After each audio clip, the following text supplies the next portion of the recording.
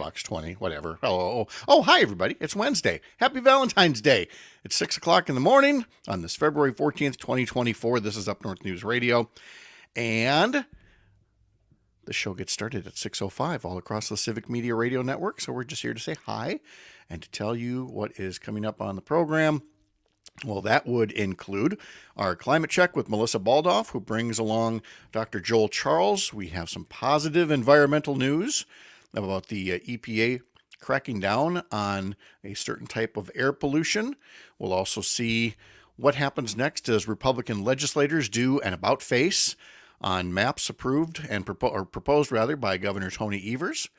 And in our second hour, in our homeroom segment, we'll talk to school officials from Menomonie and Cumberland, two of the many communities where voters will be asked next week or in April to approve a referendum that would allow their public schools to keep up with needed expenses, something not being done by the Republican-led legislature. So that and Brittany Merlot's forecast, Todd Allbaugh, Greg Bach, and so much more coming up at 6:06, just about 4.5 minutes away after the news.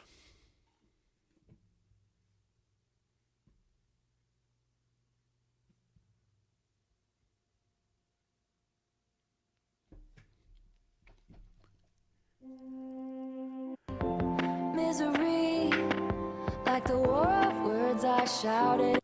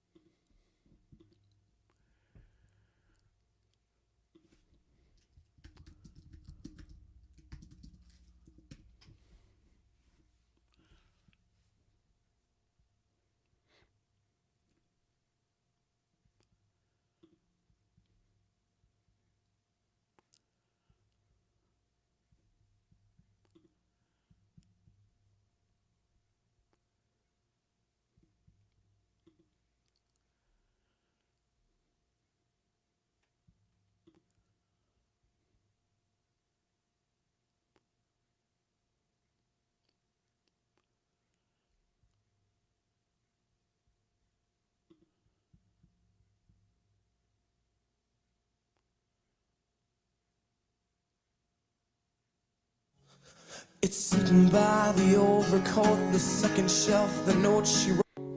I'm one out to take the attitude. I'm sorry about this shit from me. Take this shit from me.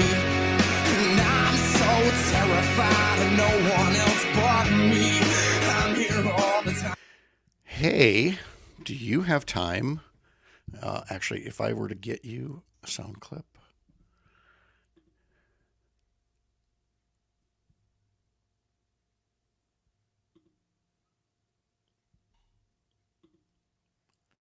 When someone else take this shit from me, and I'm so terrified. It's me. Yeah, well, I can't get myself to go away. Hey, it's me. And I can't get myself to go away. Oh God, I shouldn't feel this way now. Reach down your hand in your pocket, pour out some hope for me. It's been a long day. Yeah. Pour out some hope for me. It's been a long day. Pour out some hope for me. It's been a in your pocket, pour out some hope for me.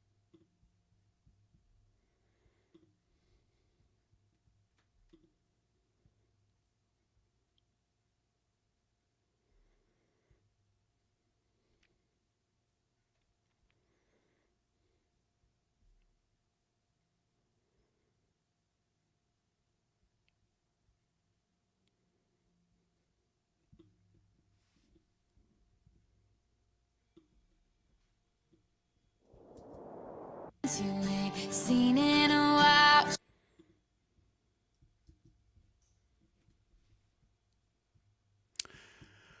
All right, let's do ourselves a radio show here.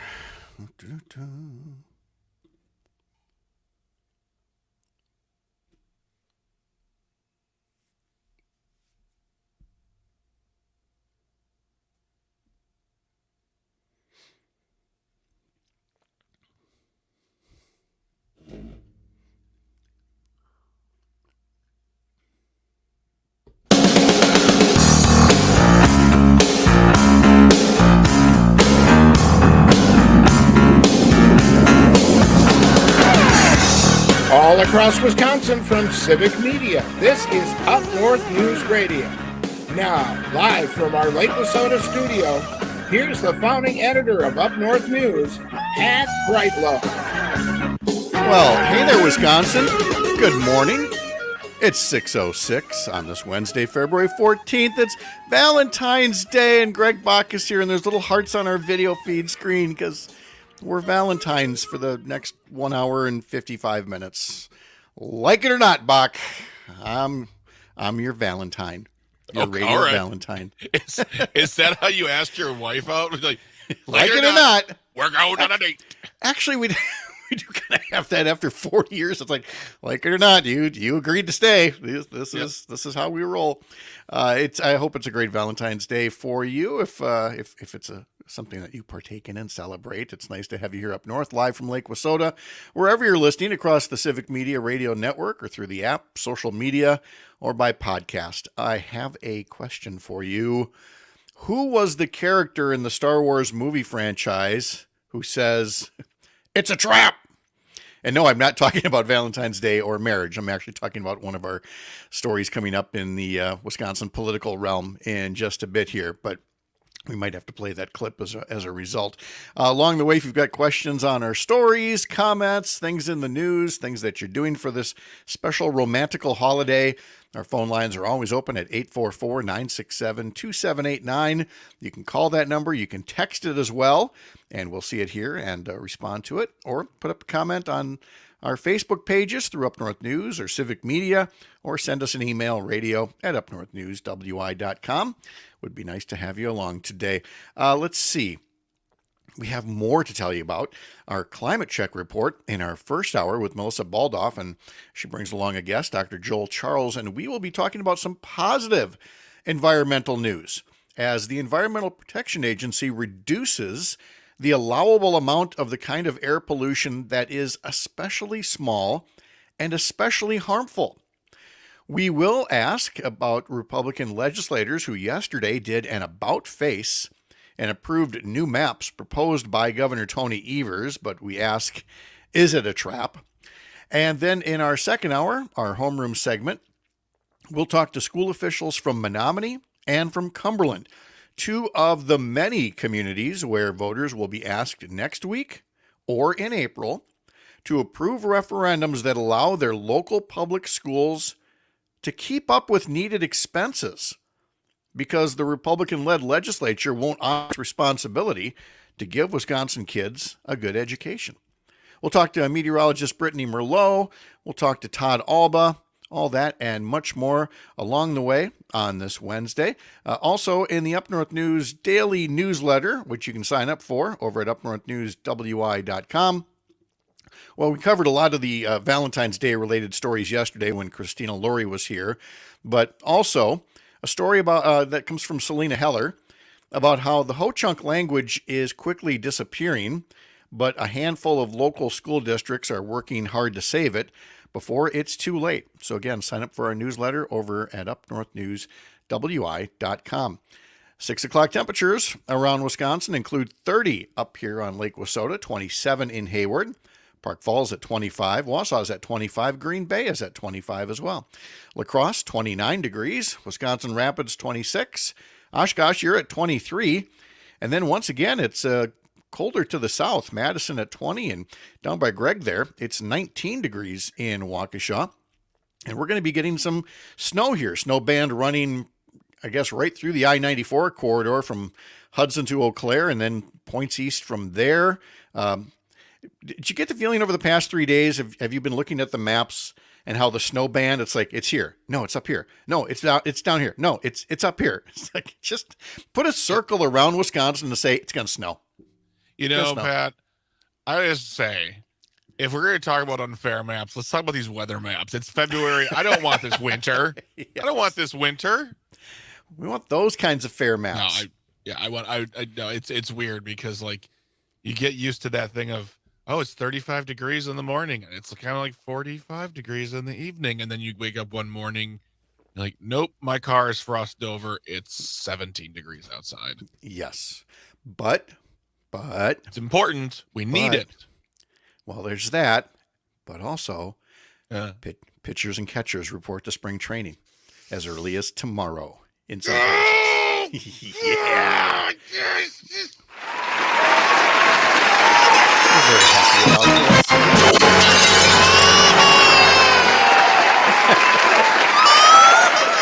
Greg is just throwing the kitchen sink of happy sounds out there for us. And then finally, there we go.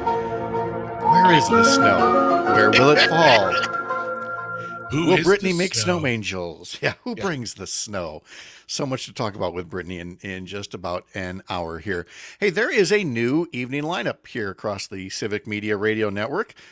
It begins with Busted Pencils, which is our education-themed show. It has been a weekly show billed by the hosts, Dr. Tim Slecker and Dr. Johnny Lupinacci, as a show with educated educators talking education, covering a variety of issues.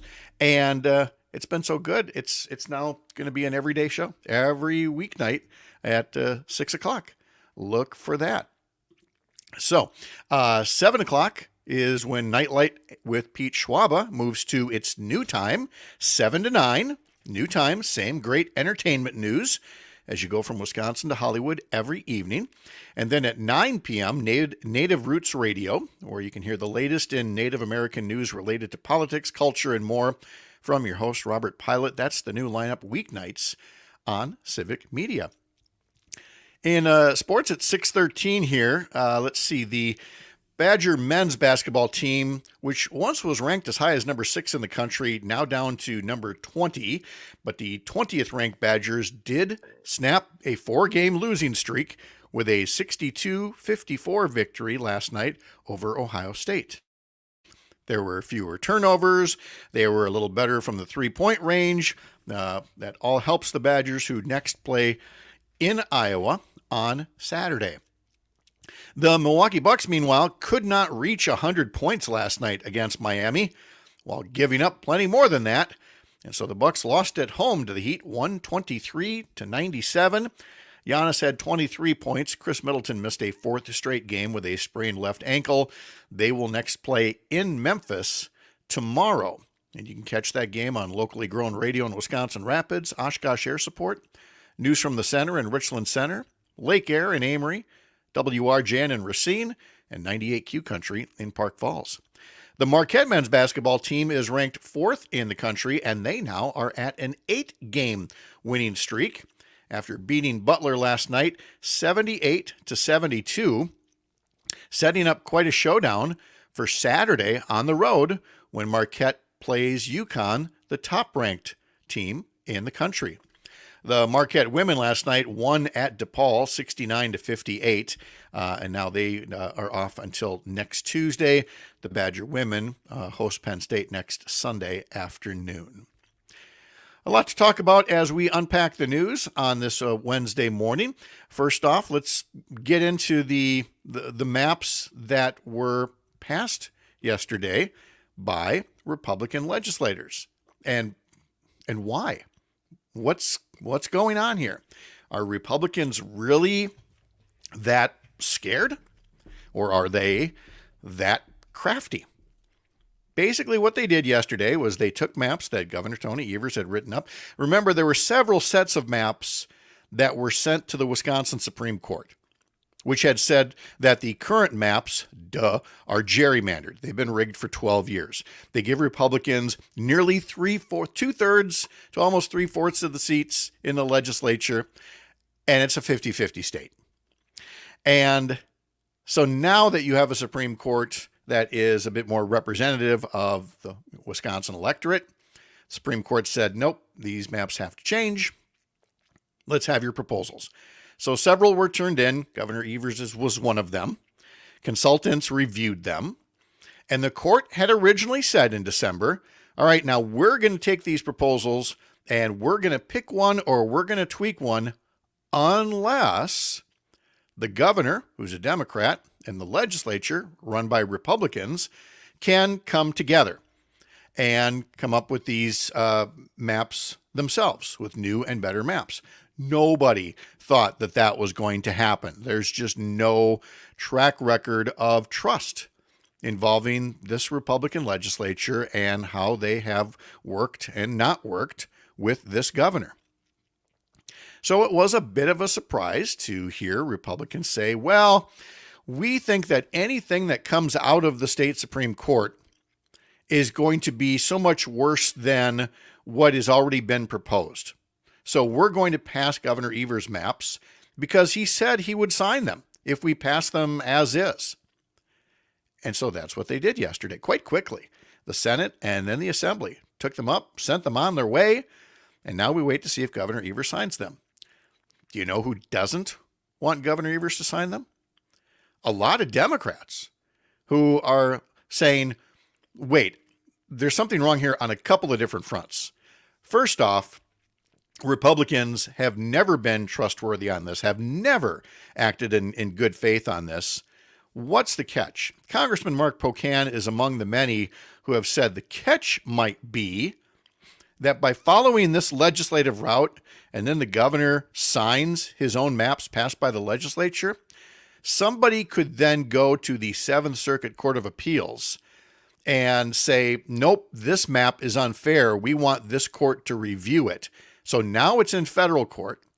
And then it could go to the U.S. Supreme Court, dominated by 6 extremely right-wing judges, who may not necessarily throw out the Evers maps, but they might delay things long enough that no new maps can be put in place, and we end up with the same gerrymandered maps coming up for this November. And even if all that doesn't happen, what some other Democrats are saying is that Republicans had their chance to pass fairer maps. This thing is now in the hands of the state Supreme Court. It should be allowed to play itself out, and whatever map the court passes is the one that should be adopted.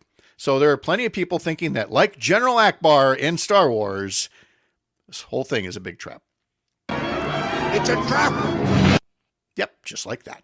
We'll unpack more of the news coming up in just a bit, wherever you're listening across Wisconsin on this Valentine's Day morning. When you're here, you're up north, live from Lake Wissota on the Civic Media Radio Network. We're stranded, caught in the crossfire.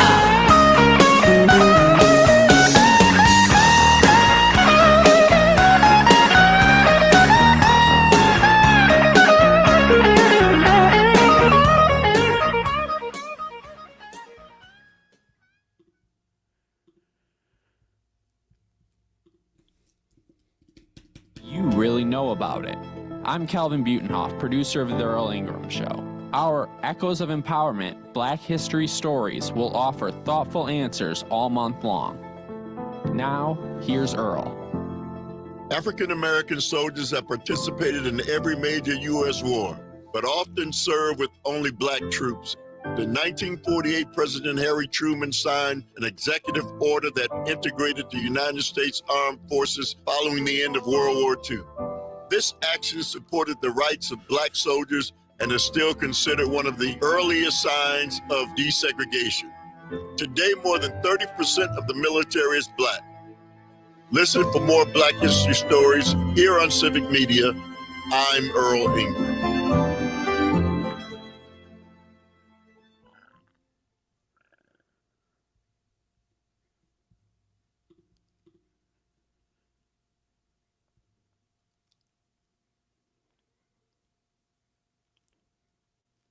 Is this the real life? Is this just fantasy? Caught in a landslide, though it's escape from reality. Coming up, today's history lesson will tell you why Queen's Bohemian Rhapsody is part of today's lineup, coming up in about a half hour. Again, phone lines are open at 844-967-2789 if you'd like to comment on the maps, the Democratic written maps passed by a Republican legislature yesterday, whether you think it's on the up and up and a change of heart, or if there's some funny business going on. You can also text us at that number, 844-967-2789, or put a comment on social media. Also out of the legislature yesterday, another attempt, a third attempt to pass a tax cut, and not a tax cut for the middle class so much as a tax cut skewed toward the already very well off. It's unclear whether Tony Evers, the Democratic governor, will sign it or not. He used his partial veto powers in July. He vetoed another Republican tax cut plan in November that is very close to the one that Republicans are advancing right now. Under that November plan, as reported by the Wisconsin Examiner, and according to a projection by the Institute on Taxation and Economic Policy, nearly 2/3 of the income tax savings would go to the highest paid 20% of Wisconsin taxpayers. That group has an average income of over $300,000 a year and is obviously skewed much higher than that. That's where the lion's share of the money would go. Assembly Minority Leader Greta Neubauer blasted the package, calling it fiscally irresponsible, saying the cuts would disproportionately benefit the wealthy and drain the state's $7 billion surplus. Democratic Representative Tip McGuire of the Kenosha area told Republicans that Tony Evers is basically going to save you from yourselves by vetoing the package. Republicans, for their part, stuck with the same old talking point to make it sound like they're looking out for the middle class and lower income working families by saying the surplus should be returned to the taxpayers. And so let's say it again for our conservative friends. No, you don't return a surplus, not all of it, when it's designed to help our tax dollars have a government that functions. When you say that people can spend their money better than government, not all of it, because no, you didn't fill any potholes today. You didn't try to teach dozens of kids. You probably aren't working a shift today that could end with you putting out a house fire, chasing down a dangerous fugitive, guarding inmates, protecting our resources, processing the paperwork that ensures families have health care, cars have license plates. You probably aren't going to do any meat inspections today to make sure our food is safe. You aren't going to trench any fiber optic cable to expand broadband service to your own legislative district. You're not going to stock any of our lakes today with fish. You sure as hell haven't done anything to replace lead pipes or clean up PFAS from any of the many tainted drinking water systems out there. You're not going to take time today to paint new lines on the highways. You're not driving a school bus. Our taxes paid for other hardworking people to do all of those things today. That's where we want our taxes to go. That's where we want the surplus to go, not to your really rich donor buddies. In fact, of all the things paid for with our tax dollars yesterday, when you took this vote, you were probably the laziest and least deserving. You didn't really earn any part of your $50,000 salary yesterday if you still can't figure out that a budget surplus isn't yours to give away in tax cuts skewed to the wealthy. It's to do the things that make people want to come to Wisconsin, stay in Wisconsin, set up shop in Wisconsin, when all you've been doing for years is chasing away many of our best and brightest. Now, I recognize you're in a win-win here, Republican legislators. It's an election year. If the governor signs your bill, you get an issue to run on in the fall. If the governor vetoes your bill, you still get an issue to run on, and all of that still unallocated surplus will simply sit there doing nothing for us taxpayers, and you get a chance to try again next year to give it away to the wealthy. But I am happy to be among those quite publicly telling voters just how bad you are at actual fiscal responsibility, in keeping with what every voter needs to know. Those who hate government most should be trusted least with running it properly. On the Up North News website right now is a column from Deborah Cronmiller, who's been on a time or two from the League of Women Voters from Wisconsin. Today is the 104th anniversary of the League of Women Voters working on expanding voting rights. Back then in 1920, it was about expanding voting rights for women. But Deborah's column goes on to talk about how the League of Women Voters continues to try to break down barriers for all voters. And to her credit, she is also quite candid about how in the League of Women Voters history, it has not always been equitable with its activity to increase access to the ballot box. But like so many other things where we're continually trying to create a more perfect union, the League of Women Voters has evolved in its activities. And Deborah Cronmiller is going to be our guest a week after next to come on and talk more about what the League of Women Voters is doing this year. And we wanted to wait because we thought by then all of this kerfuffle about new maps would be taken care of, and we'd be able to talk more about voter education, which is what the League of Women Voters does. After map kerfuffles like this. Thank you, Mr. Bach. I figured after a second time you wanted that bell. I saw you reaching over there. There was a special election last night in New York State for the congressional seat that had been held by George Santos. I'd say disgraced former Congressman George Santos, but I just don't know that he has any sense of disgrace there. But it was won back yesterday by Democrats, by a once and now future Congressman, Tom Suozzi, the Democrat who defeated the Republican opponent there, and will reclaim that seat and take that Republican majority in the House, already razor thin, and make it even thinner.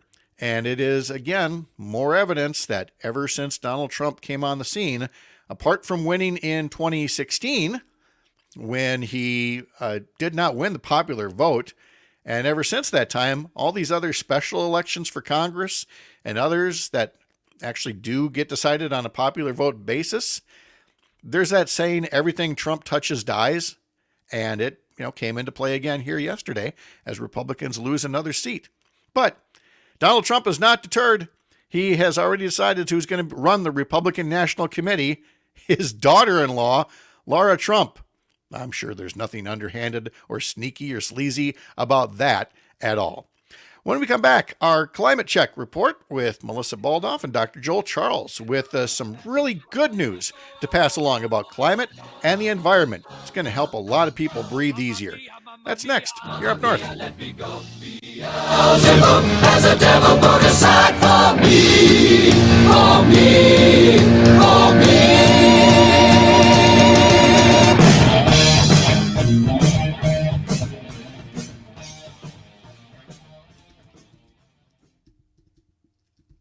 Influences. I don't see too many septuagenarians or octogenarian influences. There are a lot. We're trying.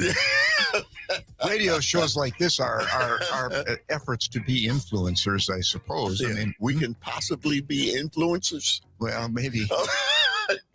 I don't know. Calvin's laughing. The Earl Ingram Show, weekday mornings 8 to 10 on your local Civic Media radio station and on the app.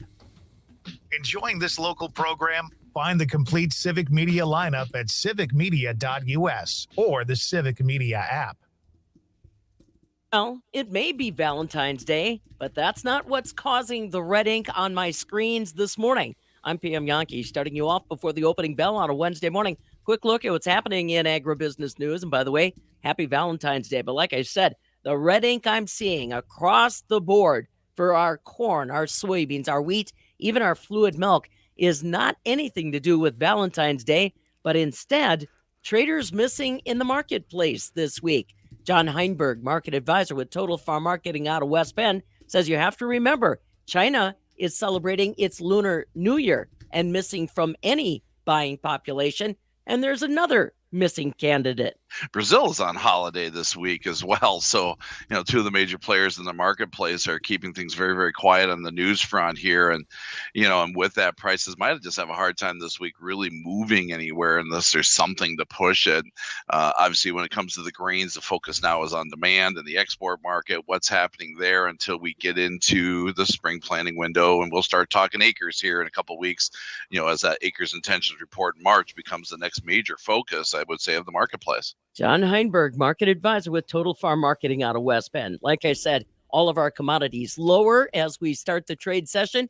Numbers are next. Fabulous Farm Babe. Glad to be joined in studio today by Doug Munson. He is the gentleman that is working in conjunction with the Wisconsin Soybean Marketing Board to make things happen here in the state of Wisconsin. What starts in Wisconsin can have a ripple effect across the United States. That's what we always hope for, is what are those ripple effects? For every dollar that's invested, it's a return of $12.34. How those investments really bring value, they can be debated or they can be looked at in many different ways. Biodiesel brings, I think we say over $1 now.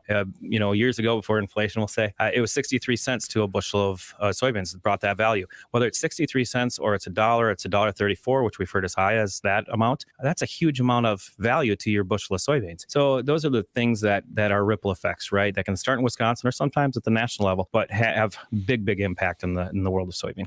Doug Munson in studio with me on behalf of the Wisconsin Soybean Association and the Wisconsin Soybean Marketing Board, the financial driving force behind our research that's done here in the state of Wisconsin. For more, pop on over to cornsoyexpo.org. Not a lot of movement in dairy yesterday either. The barrel cheese was up a half a cent at $1.60. 40-pound block cheese, AA butter, they both were unchanged. The fluid milk this morning for the month of March, currently trading down 3 cents, $17.40 a hundredweight. The April Class 3 milk closed 11 cents stronger at $17.67. Right now, we've got December new crop corn down 2 at $4.68. November new crop beans down 6 at $11.59. And the July new crop wheat down 7 at $5.91 a bushel. That's what I've got for you right now as far as markets. More news anytime, though, at MidwestFarmReport.com. I'm PM Yankee. This is the Shaw, WAUK. The Civic Media Network of radio stations across Wisconsin. It's your hometown radio. Refreshed. Mostly sunny and mild today. Our high right around 44 this afternoon. The wind, nice light breeze out of the south at only about 5 to 10 today. Tonight, mostly cloudy with rain, eventually changing to some light snow. 34 tomorrow. Rain and snow in the morning, then becoming partly cloudy. It'll be cooler with a high of 38. I'm meteorologist Sean Cable. Currently, it's 21. Covering all the news that affects you with humor and a unique perspective. Matinaire on Air with Jane Matinaire. Weekdays 10 till noon on the Shaw, 101.1 FM and 540 AM WAUK, and on the Civic Media app. It's easy to listen to your favorite local radio station anytime. Download the Civic Media app from the Apple or Google Play Store, then listen live or whenever you want from anywhere for free. Your home.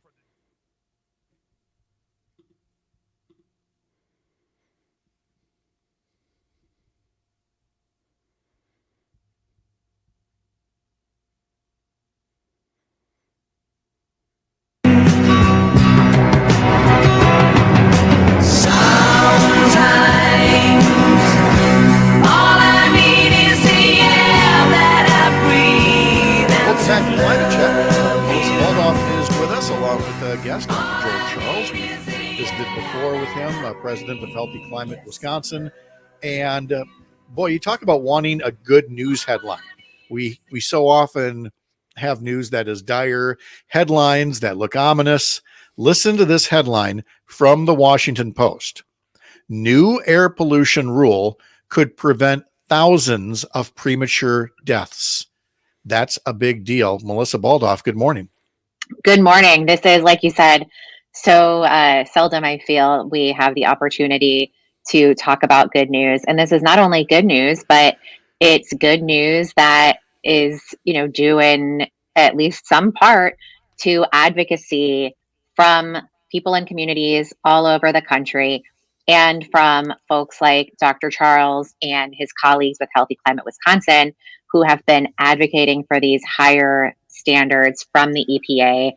We had a guest on several months ago from Healthy Climate Wisconsin. We had Pam Guthman on to talk about the proposed new standards, advocating for these stronger standards. And now, a week ago, we get the news that the EPA was enacting the stronger standards. So it's great news because the news is great. And it's also great news that, we're seeing advocacy work. That's right. And here's the exact news copy from the Washington Post. The Environmental Protection Agency is strengthening limits on fine particulate matter, one of the nation's most widespread deadly air pollutants, prompting praise from public health experts and backlash from business groups. The stricter standards could prevent thousands of premature deaths, particularly in communities of color where people have breathed unhealthy air for decades. While business groups don't dispute these enormous health benefits, they argue that the standards could cause major economic upheaval by erasing manufacturing jobs across the country. So with that intro, let's bring in Dr. Joel Charles, the president of Healthy Climate Wisconsin. Dr. Charles, nice to visit with you again. Yeah, good to speak with you again. Thanks for having me, Pat, and nice to meet you, Melissa. Yeah, we're really pleased that the EPA passed these new standards. The American people came together back in the 70s to pass the Clean Air Act because we have stated it as a value that everyone has a right to clean air and to breathe easy. And so, Congress set the standard 50 years ago that the EPA should study essentially every 5 years, what is the impact of different pollutants on health and what technology do we have available to protect people from those impacts. And the more we learn about air pollutants, in particular soot, the more we learn there's really no safe level of them.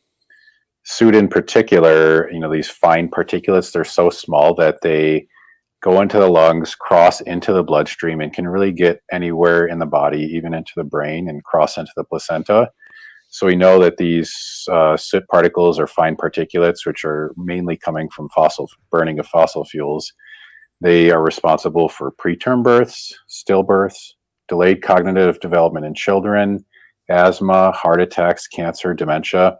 Really, from the moment of conception to our patient's last breath, folks in Wisconsin are made sick by these particulates, and so we're really glad the EPA has strengthened the protections on these. Yeah, these are tiny particles, about 30 times smaller than a human hair. They're called PM 2.5, shorthand for particulate matter smaller than 2.5 micrometers in diameter, commonly referred to as soot. There's currently an allowable limit for annual levels, so over the course of a year from, now again, this is all very technical, but just to give you an idea of this change in the standard, from 12 micrograms per cubic meter to 9. That is a significant reduction, which is why we're getting into pushback from business that we'll get into in just a moment here. But Dr. Charles, again, it's been very clear that soot pollution like this is one of the most dangerous forms of air pollution. And if we've learned nothing else from the coronavirus pandemic, it is not to underestimate the power of the very smallest bits of material from doing the most damage. Yeah, absolutely. And really, the more we learn about air pollutants, in particular soot or fine particulates, as I said, the more we learn that they're damaging. So we kind of have this steady ratcheting up where we learn, we get better at science, we learn more about how damaging these are, and at the same time, industry develops better technologies to avoid them. And there's a mandate in the Clean Air Act. That's why we update these rules every so often. The last update, frankly, was overdue. It's supposed to happen every 5 years. The last update was during the Obama administration. And so this opportunity came around, and health professionals know that this is a huge deal to protect Wisconsinites' health. So our group, Healthy Climate Wisconsin, alongside the Wisconsin Medical Society, and a lot of other physician groups and other health professional groups in Wisconsin really stepped up and pushed the Environmental Protection Agency to adopt as strong as possible standards. Frankly, because there's no safe level of these soot, we really wanted to see lower levels, but we're happy with the progress that we've made. That's fantastic. And, I'm seeing too in, some information that Healthy Climate Wisconsin has released, this really some stark details about what this kind of pollution has meant in Wisconsin. 460,000 adults and 75,000 kids in Wisconsin suffer from asthma. So those are people who are really impacted by this kind of air pollution. But are there other folks that are, more at risk? Seeing those numbers on asthma is really stark, but are there other folks who are at higher risk? Yeah, there are. First, I'll say everyone is impacted by this. There's not a person in Wisconsin who is not impacted by particulates. Everyone's health is worsened at least a little bit by this, but yes, there are people who are more vulnerable. Obviously, I mentioned impacts during pregnancy. That's a big concern for us. Young kids who are more vulnerable to asthma. Certainly, this is responsible for a lot of the asthma cases we see. Anyone with lung or heart disease is really vulnerable to this. When we see particulate levels go up, we see more people coming into the emergency room with heart attacks and strokes. So I take care of a lot of these people in clinic in my rural community, and I also admit them to the hospital. And so I certainly see the health impacts of burning fossil fuels and of soot in particular. So, it's very meaningful to me to see my patients protected because I take care of a lot of these people and I really care about them. And it is sort of not just people. So the other group of people who are more vulnerable are essentially people who have less power. So people of color and low income folks. That's because, we passed policies over decades that sort of force those people into areas that are more polluted. And so, it's a big win for fairness, frankly, these tightened standards, because it's going to protect people who are already overburdened and vulnerable. Now, these rules don't go into effect overnight. States will have several years to reach some of these new limits, but still, the EPA estimates that these new tighter standards will prevent 4,500 premature deaths a year by 2032, prevent about 800,000 asthma-related emergency visits, and the lower pollution exposure could reduce healthcare costs by $46 billion by that time. $46 billion saved in healthcare costs, Melissa. So as much as something like this should be, very much more emphasized on the public health and safety standpoint, you can't leave out the economic and the political considerations. And so, yes, there's going to be business pushback, but these estimates, especially reducing healthcare costs, that certainly has to carry some weight as well when you look at, what are the policy implications of this. So you would certainly hope so, that we're going to see, fewer sick days, fewer people, who are unable to, come into work because they have a sick kid, people who aren't needing to spend as much on their healthcare. So you would hope that businesses would be able to get behind something like this. Yeah. So what I would add is that, as a student of the Clean Air Act over the last 50 years, what we've seen is that the benefits are almost always larger than anticipated, and the cost of implementing the policies is almost always lower than expected. So this is a pattern we've seen time and time again. A new rule is proposed. Industry says the sky is going to fall. Then essentially industry implements that solution much more quickly than they expected, at much lower cost than expected, because humans are really good at innovating. And also, the EPA has a mandate to consider the best technologies that are already available when implementing these rules.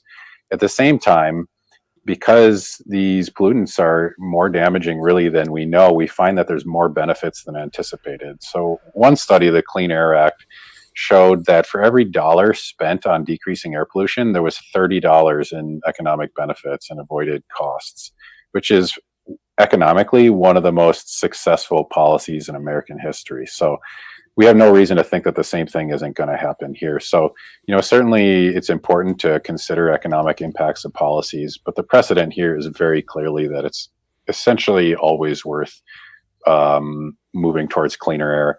And the reality is that we have such good technology now. The price of renewables and other clean technologies have dropped by 90+% in the last 10 years. They're now really the cheapest source of energy in human history. So we have the technology to make it so everybody can breathe easy, and so we can have strong industry and manufacturing in Wisconsin and the U.S. So it's really a no-brainer to move in that direction.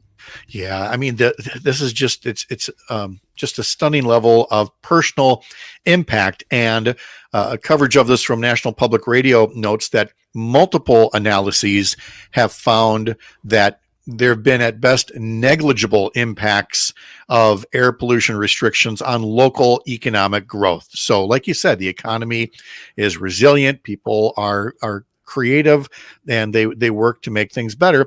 And there's definitely room for improvement here, because again, these are annual standards of exposure. The daily allowable standard was not, so that leaves room for fluctuations in what we're going to see out there for pollution. So definitely room to grow in that area. But then, Dr. Charles, in wrapping things up, what are the other things that you're looking at where you could see some kind of a policy victory like this, whether it's at the federal or the state or some other level? Well, obviously anybody, who thinks about climate change or air pollution who's been in Wisconsin has been waiting for the opportunity to pass comprehensive climate legislation. And the state of Wisconsin, frankly, has been delinquent in that for the last 14 years, I would say. And so it's really time for Wisconsin to do what its neighbors have done. Minnesota, Michigan, Illinois, all these states have passed really great comprehensive climate legislation. But even short of that, the state legislature right now, the state Senate passed a bipartisan bill to at least improve our EV charging infrastructure and make use of these huge windfalls of federal money coming. Right now, we're waiting to see if the Assembly is going to pass that bill. It passed the Senate like 32-1, so no reason the Assembly shouldn't pass that. But we all know how that goes. The last thing I would say is that the EPA hasn't just been considering these suit rules. There's a whole suite of really critical rules. Some really important ones around mercury, but then also 3 rules around carbon emissions or greenhouse gas safeguards on power plants and also heavy and light duty vehicles. And physicians and other health professionals in our group Healthy with Climate Wisconsin has been advocating on that, and we're waiting to hear what happens with those. So we're hopeful that we'll get good news on all of those rules in the next few months as well. Very good. And of course, to learn more, you can look up Healthy Climate Wisconsin, learn more about the issues that are being studied there. Dr. Joel Charles, thank you so much again for telling us all about some long overdue good news when it comes to climate and the environment. Yeah, thanks so much for having me. Yeah, Melissa, thank you so much. Have a great day. Thank you. You too. It really was nice to pass along some more positive news rather than just, the potential doom and gloom that's out there. But I also know that there's been plenty of pushback on the EPA with using conservatives on the U.S. Supreme Court to try to remove much of what the Environmental Protection Agency does to protect the environment. So we'll continue to monitor that as well. Today's history lesson with Melissa Kay coming up next here up north.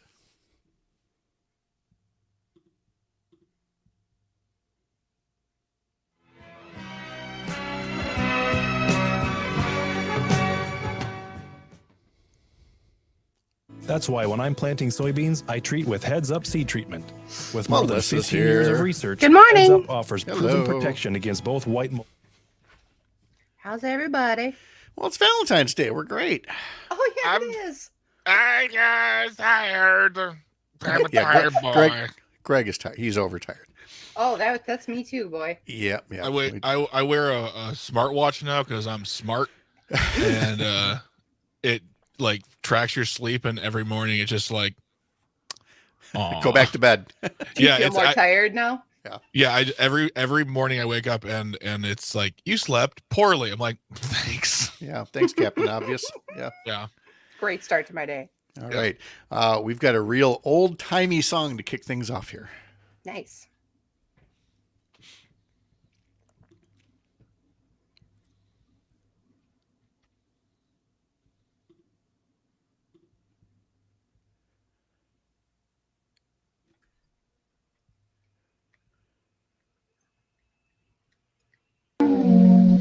Just a gigolo.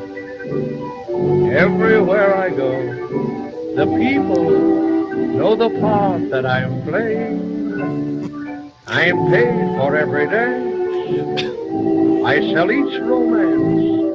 No, every night somehow I'm betrayed. That's not David Lee Roth. Yes, It's not Louis Prima. This is the original Just a Gigolo, which was the number one song in the nation on this day in 1931. Really? Yes, there's a history lesson for you. I'm guessing it was borderline scandalous at the time, you know? Yeah, it's called Just a Gigolo, Ted's version. I don't know what that means, but okay. You know, you see these things come up and you go, "Can this be real?" It's like, yep, it is. And if you look at the YouTube clip, it's the album, like the not the album itself, but just a little piece of paper on the album, and it says "Un gigolo solamente," which means this is like an Italian song too, which is just, I don't know, man. Oh, yes, it says here it's an old Austrian tune. So originally came to us from Austria. Oh, so anyway, it just screamed at you. Yeah, yeah. And so all that is to welcome Melissa Kay to the airwaves. Melissa, how are you? Good morning. We're going to HR. Well, it's Valentine's Day. It was the most romantic thing we could find here. Actually, no. Before we get to more Valentine's Day music and things like that, what's happening in Wisconsin Rapids at Locally Grown Radio? Oh, we actually had an exciting yesterday. We had an exciting meeting? Yeah. Okay. Nerd. Well, Wisconsin Rapids Community Media came in and met with us about doing this, where we're going to have our show live on air as well. Just like you guys. We got to be just like you. Wow. Yeah, wow. But we're partnering That's with a pretty cool. local. Yeah, we're partnering with a local business to help the process and boost both of us. So that is exciting. Can I recommend an opening theme song? Maybe. Just a gigolo.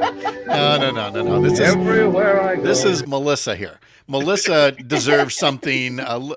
Here's what happened this day in 1967. Aretha Franklin stepped into a studio in New York City, picked up an Otis Redding tune, and said, "You know what? Let me try to put my spin on it." Here's what Aretha wrote or sung.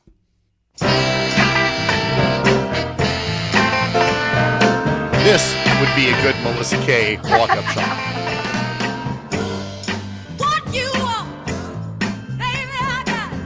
Just one of the best. One of the best.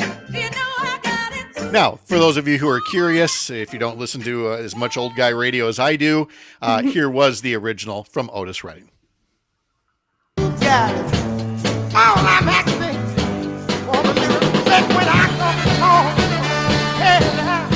Nothing wrong with that. No.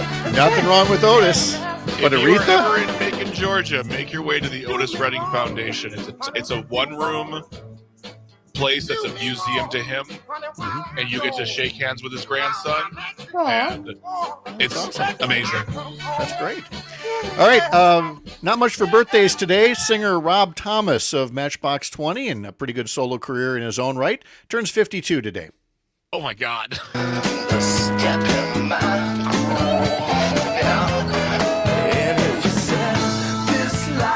Were you not expecting to hear 52? No. It changes the whole milieu of the lyrics. Like, it's a hot one. I'm going to go inside of the air conditioning. Yes, I'm hot. Yeah. Grandpa's getting hot here. Yeah. This is also the anniversary of the birth of Florence Henderson, 90 years ago today. She passed away in 2016.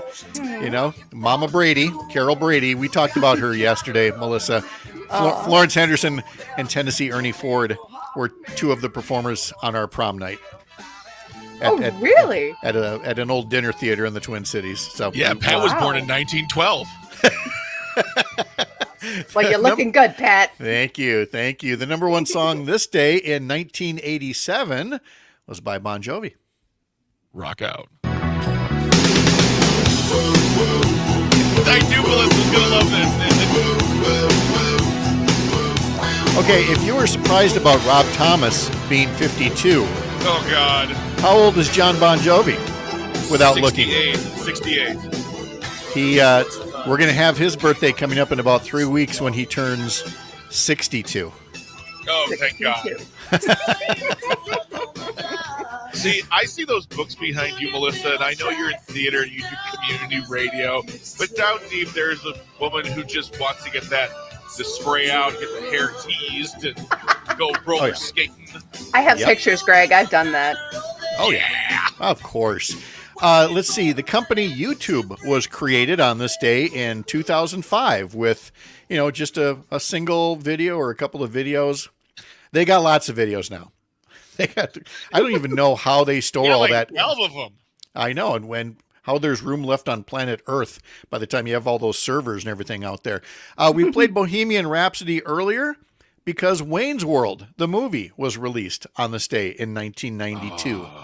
Wow. I love that. I saw that opening weekend when it came out, and just it was so great. And not every Saturday Night Live skit translates well into a movie. There have been plenty that have flopped, but then you get one like Wayne's World that comes along and makes it all work. Oh yeah. Yep. I saw the first time it ever was. It's on a section called the dump portion of the show where it's the last sketch of the night. We're like, just put it up there.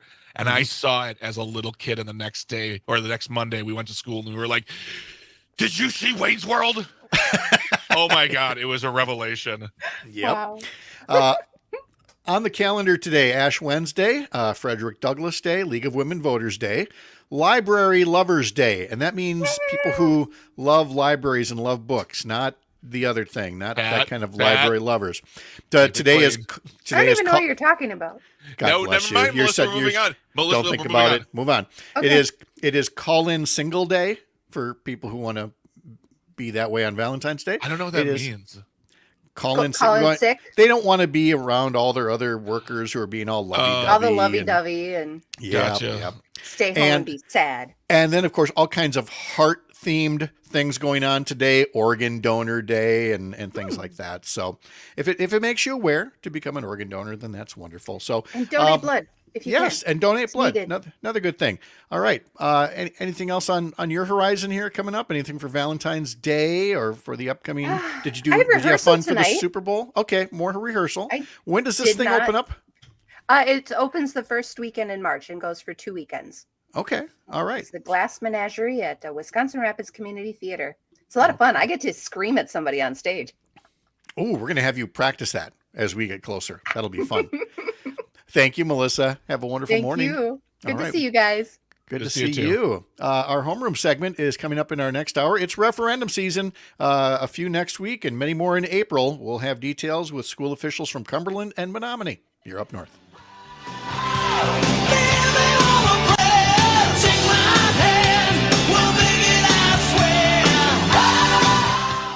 There we go. Thanks, Melissa. See ya. Thank you. Bye. WAUK. Tune in to the Devil's Advocates for a whopper of a Wednesday edition. We'll give you the results of the George Santos former seat special election. Devil's Advocates, 4 to 6. This is Chuck Smith, founder of Current Electric. I want to thank you, Southeast Wisconsin, for making us #1 electrical service company in our area. From residential and commercial to all things solar. Do you know the #1 reason people call Current Electric? It is trust. We answer the call. They trust our heroes in their home and businesses. With 8,500 5-star reviews and growing, I'm so very proud of our team of heroes. Go to callcurrent.com. That's callcurrent.com. Home of the superheroes.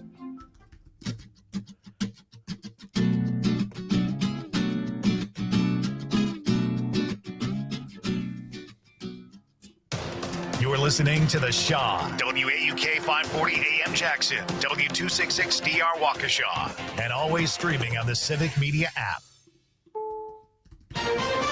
This is the CBS News World News Roundup, sponsored by O'Reilly Auto Parts. I'm Deborah Rodriguez. We begin in Austin, Texas, where a car has crashed into the lobby of a hospital emergency room, killing the driver and injuring 5 others. Rob Luckritz is with Travis County EMS. 2 pediatric patients and 1 adult were transported to Dell Children's Hospital. One of those pediatric patients was in critical condition. The children were inside the hospital when the car plowed through the entrance. The facility handles maternity and newborn care. Officials do not believe the crash was intentional.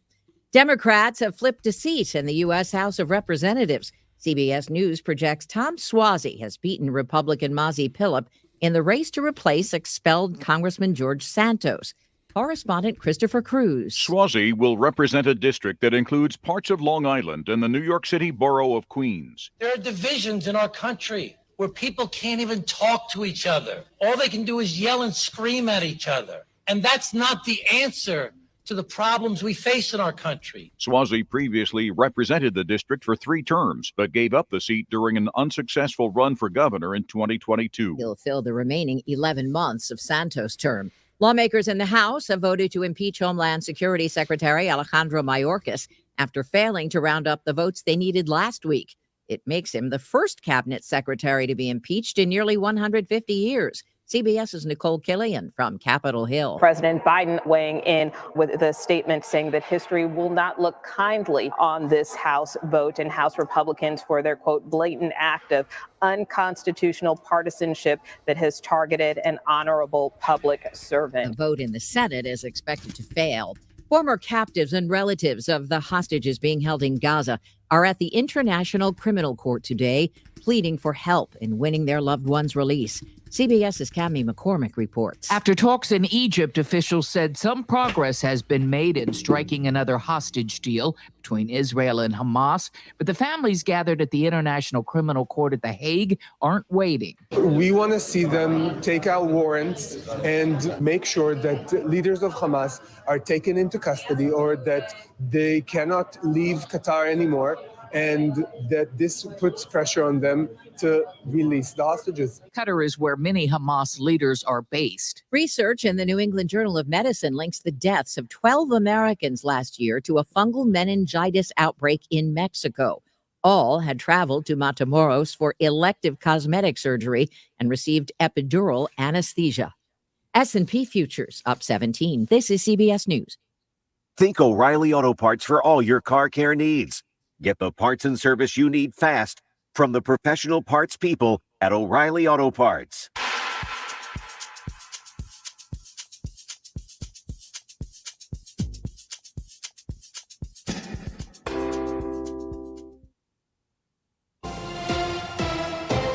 For Civic Media News, I'm Nate Wegehout. Here's what Wisconsin needs to know. Governor Evers' proposed district boundaries for the state legislature are on their way to his desk after passing both houses of the legislature Tuesday afternoon. Evers has said he'd sign the bill, and that would effectively close the MAPS lawsuit before the state Supreme Court.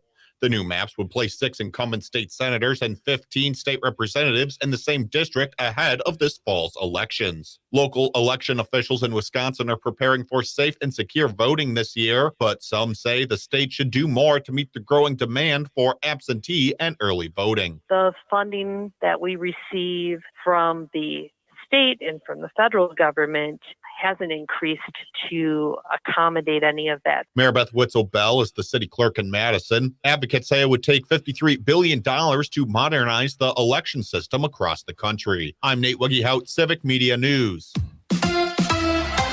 Badgers get a win. Hi, I'm Mike Clemens with sports. Men's college basketball. The Wisconsin Badgers snapped a 4-game losing streak by beating Ohio State 62-54. Stephen Krall, A.J. Storr, each with double-doubles in scoring and rebounding. The Marquette Golden Eagles with a win on the road at Butler 78-72. Marquette ranked 4th in the nation. The Bucks losing again, this time at home against the Miami Heat. The final 123-97. That's the 3rd time this season the Bucks have lost by 20 points or more, the 2nd since Doc Rivers took over as head coach. Baseball in Arizona. Some teams reporting on this Valentine's Day. The Brewers' new manager, Pat Murphy, has pitchers and catchers reporting tomorrow. After Freddie Peralta, who else is left? We lost Burns and Woodruff, and Wade Miley, the KG veteran.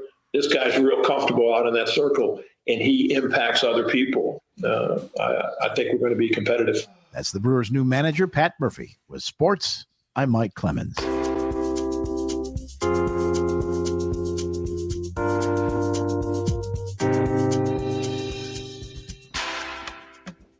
Mostly sunny and mild today. Our high right around 44 this afternoon. The wind, nice light breeze out of the south at only about 5 to 10 today. Tonight, mostly cloudy with rain, eventually changing to some light snow. 34 tomorrow. Rain and snow in the morning, then becoming partly cloudy. It'll be cooler with a high of 38. I'm meteorologist Sean Cable. Temperature now at 19. This is your hometown radio. Refreshed, keeping you informed, entertained, and connected locally across the Civic Media Network. Your home of the Earl Ingram Show. Weekday mornings from 8 till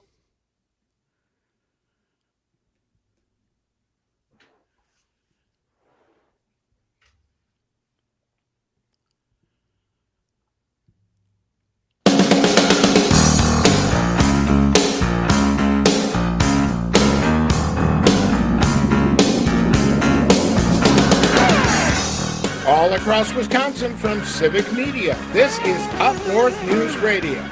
Now, live from our Lake Minnesota studio, here's the founding editor of Up North News, Pat Brightlow. And welcome back at 7:06 on this Wednesday, February 14th. It's Valentine's Day. Nice to have you along.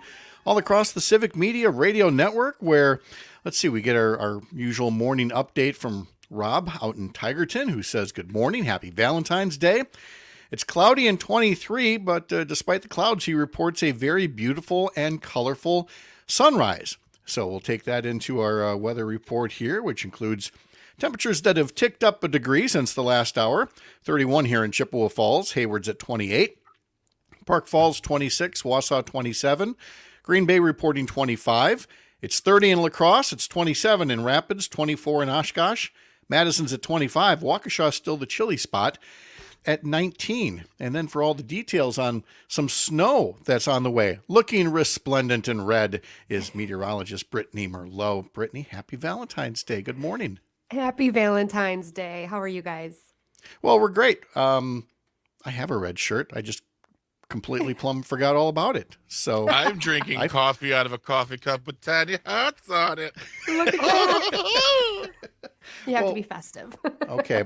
My coffee mug has pictures of my grandkids. So I guess they're my little tiny Valentines. That's as close as I'm getting. I'm sorry. Yes, that is love. Thank you, Brittany. Please You continue. said I was your Valentine's for the next 2 hours. Oh, that's right. Sorry, kids. Sorry. It's Put it down. It's Greg for the next 52 minutes. I love it. Brittany, what about this snow? Where's it falling here? Nowhere yet, but it is headed our way. So we're going to have a lovely day first. Temperatures super mild, back into the upper 40s, potentially into western parts of the state.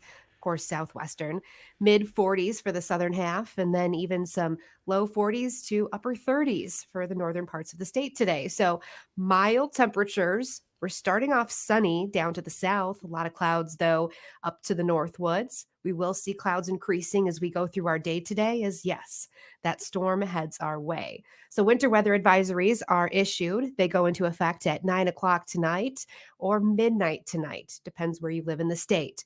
So this is going to be an overnight event. As this pushes through, we'll see about 2 to 4 inches of snowfall for a majority of us. Now, some areas we could see near 5 or potentially 6 inches of snow where this heavy snow band sets up. Now, it's not just going to be one heavy snow band. It looks like there wants to be 2 of them. Right now, it looks like from right around Mankato, Minnesota, up towards Wausau, looks to be one of the heavier snow band potentially. And then also Madison to maybe Waukesha. But that one's a little iffy because of the fact that your temperatures are going to get so warm as the system pushes in, and you might see a lot more rain rather than snow. So that key hour of when it flips over really matters. So the flip mix, right? Because we're going to see some rain start to push in around 6 o'clock this evening and towards Eau Claire. It'll flip to a mix around 8 p.m. and then flip to all snow after 9 o'clock. In towards the Wausau area, same story. It looks like a little bit of rain or a wintry mix hits at 8 and then flips to all snow after 9. And Milwaukee looks like rain arriving around midnight and then flipping to a mix around 3 or 4 in the morning. and maybe potentially snow early tomorrow morning. So it's going to be a little bit of all over the place for statewide, but overall 1 to 3 for sure. Some areas getting around 5 to maybe 6 inches. Depending on the flip mix. I like this new weather term. That's your new rap name, Brittany. Flip mix, Merlot. Flip mix. All right, I'll take it. It totally works. The problem with having somebody as funny as Greg here is that when you mentioned the snow is going to fall in Waukesha, Milwaukee area, he was taking a drink out of his water bottle. And of course, I'm expecting when I hear Waukesha to see a spit take. And then I'm remembering, no, he's working around delicate equipment. He is not setting up to make us laugh. He's actually just taking a drink of water. Sometimes that's what people do. But when you mentioned the Waukesha thing, I fully expected him to go there. Hey, Pat, I have a question for you. Pat, I have a question for you. Yes, sir. Am I a clown? Am I here for your amusement? I'm here to make you laugh? I think you're here to make everyone laugh. I was going to say the answers to that are no. That's my only discernible talent. Yeah. The answer is no, yes, yes, and yes. And we love you for it. Brittany, thank you so much. Have a great Thank day. you. And you'll You keep too. tracking everything for us along Hey, the day. Brittany. We appreciate it very much.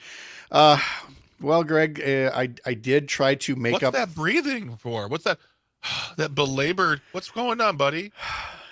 I tried. Oh. I tried to make up for my gift giving faux pas. Oh, Is that no. Is that an old man word, or is that just pretentious? You know what?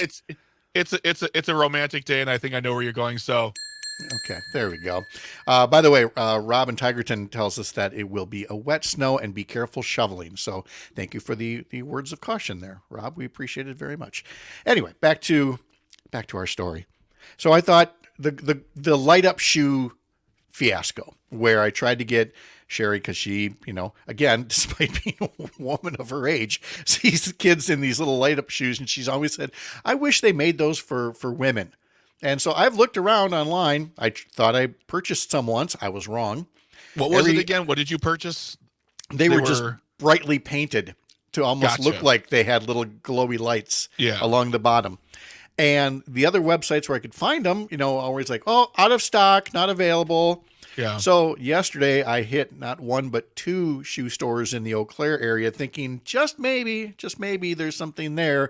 And in both cases, really nice staffers at both stores looked at me like I had another head growing out the side of my neck or something, or for whatever reason, just gave me this look like, you are crazy. There's no such thing. Can I interest you in something else? This man owns a crawl space. At store number 1, I said, no, thank you very much. And at store number 2, I said, yeah, what else you got? So I did eventually pick up something else for her. And I think that she'll like them very much, but I have, There this has to brings be an light-up end. shoes for adults. Now don't go looking. I've spent a lot of time on this. And if anybody else does find them, I'm going to feel bad. So just leave me believing that they just aren't out there. I did have the one woman asked, what's her size? Maybe she can fit into, maybe they make kids shoes in a larger size, but it wasn't meant to be. So What size does she wear? She wears an 8, which I kind am of looking surprises at- me. She's got a little. I'm looking at some cool high tops, light up shoes, size 8 for women. I don't think she'd wear high tops, but I would She'd almost look be so willing cool to. in 'em. Okay. Well, anyway, send those to a post office box. No, don't. We'll just talk about that later on. Okay. So yeah, I gave it a go, but then my phone started buzzing with work things, and I knew I had to get back to work, so did not even have time to stop for a card or flowers. I just had the other gift that I bought for her, and because she's working tonight. Last night I just kind of like, here. And she kind of was like, here's yours. And you're just highly romantic. Like, here, I got you something. Yeah, right back at you. So there you go. So, I mean, do you want to know the extent of Valentine's for Bridget and myself? What? I woke up this morning. I came downstairs to the dog, like, pet me. And Bridget just was laying on the couch, and she goes, "Happy Valentine's Day." I go, "Happy Valentine's Day." That's it. Yeah. That's That is real love. When you don't have to go through all the big grand gestures. Yeah. That's what I tell myself. So. And then I gave her light up shoes. Yeah. Oh, how dare you? How dare you, sir? Let's check sports at 7:15 right now. The Milwaukee Bucks could not reach 100 points last night against Miami, while giving up plenty more than that, losing at home 123-97. Chris Middleton missed a fourth straight game with a sprained left ankle. Giannis Antetokounmpo had 23 points. The Bucks next play tomorrow at Memphis. The 20th ranked Badger men's basketball team snapped their 4-game losing streak, beating Ohio State last night 62-54. They next play Saturday at Iowa. The 4th ranked Marquette men's basketball team now has an 8-game winning streak going. After defeating Butler last night 78-72, they now take on the number 1 ranked team in the country on Saturday when they travel to UConn. The Marquette women won at DePaul last night 69-58, and they will next host Seton Hall next Tuesday. It is Ash Wednesday today, as well as Valentine's Day, one of those coincidental holiday things, because Valentine's Day is always on the 14th, whereas Ash Wednesday is not a fixed date. Its timing is tied to Easter Sunday, which this year is on March 31st. And based on one news story I'm reading here, as we ever wonder, how do they set Easter? It swings between March 22nd and April 25th, based on a calendar calculation involving the moon. According to the U.S. Conference of Catholic Bishops, Easter is celebrated on the first Sunday after the Paschal full moon, which is the first full moon occurring either on or after the spring equinox of March 21st. To find the date for Ash Wednesday, go back 6 weeks, which leads to the first Sunday of Lent, and 4 days before that is Ash Wednesday, which happens to be on February 14th. Now, not all Christians observe Ash Wednesday. For those who do, they typically attend a church service where a priest or another minister draws a cross of ashes on their forehead, meant to underscore human mortality, among other things. The ashes typically come from palms that were used on Palm Sunday. So if you ever wondered just what's behind that, and when you may see folks on TV today who have a little cross of ashes on their forehead, and if you weren't familiar with it, that's kind of the story behind that. There has been a death in the food industry of somebody who has a very familiar name, but you may not be crazy about his product, or maybe you are. Bill Post. You've heard of Post cereal. He was also instrumental in the creation of the Pop-Tart, and he has passed away at the age of 96. He was raised in Grand Rapids, one of 7 children of Dutch immigrants. And while in high school, he began working at a Heckman biscuit company, which later became known as the Keebler Company. Later on, there was the opportunity to work with Kellogg's and create what has become the Pop-Tart. I know some people like them. I know other people liken them to shingles. So not the disease, the things that are on top of your house. Greg, like the disease. I'm not on Team Pop-Tart. So if I've offended anybody, sorry, but I'm more of a toaster strudel guy. Till I looked and saw that those puppies have like 500 calories apiece. So maybe not so much. And did that stop you? Only for a day at best. There we go. Yeah. Live from Lake Wissota across the Civic Media Radio Network, this is Up North News Radio.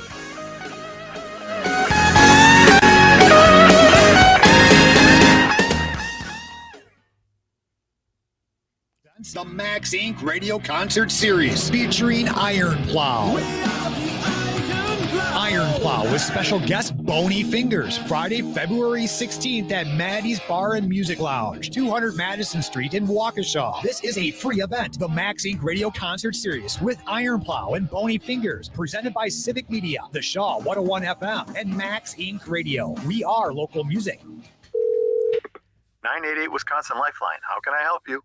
Share hope, find purpose when you become a 988 Wisconsin Lifeline counselor. The 988 Wisconsin Lifeline provides free and confidential support to anyone experiencing a mental health or substance use crisis. Staffed by Family Services, 988 has experienced tremendous growth And more statewide counselors are needed to answer calls, texts, and chats to the Lifeline. If you want to share hope and find purpose in your next job, apply now. You can work remotely from anywhere in Wisconsin. Training is provided. You're listening to The Shaw, WAUK, Waukesha's home for Matt and Aaron.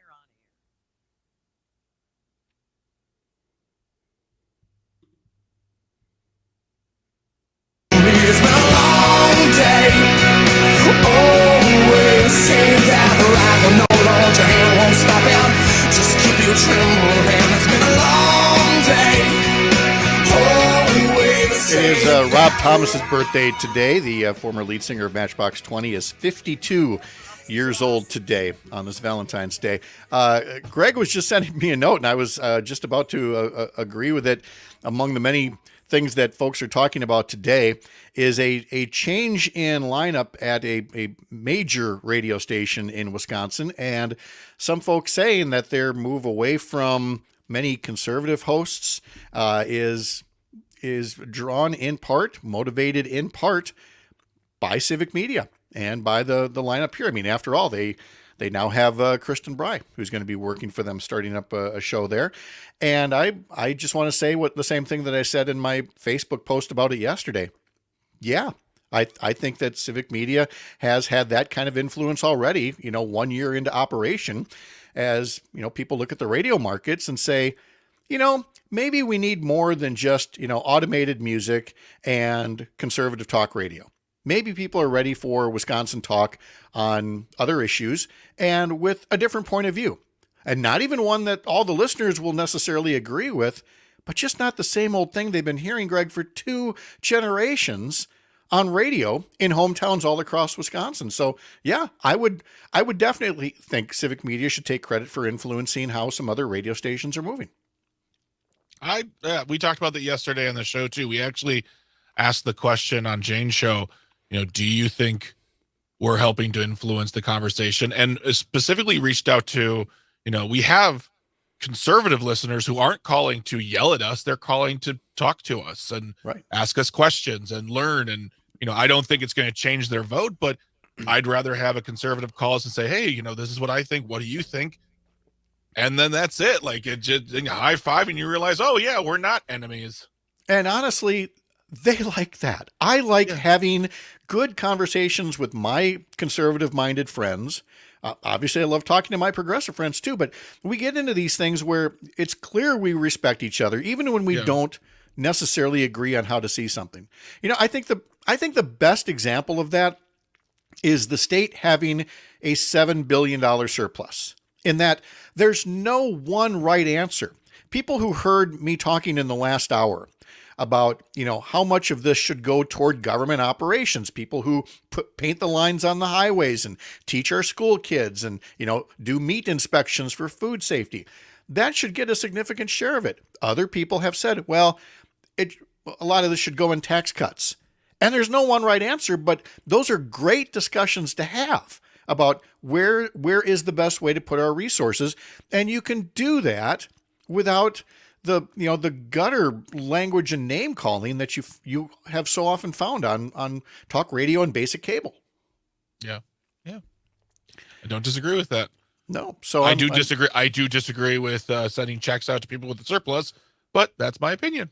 Yeah. And again, if it inspires those conversations with folks, then all the better.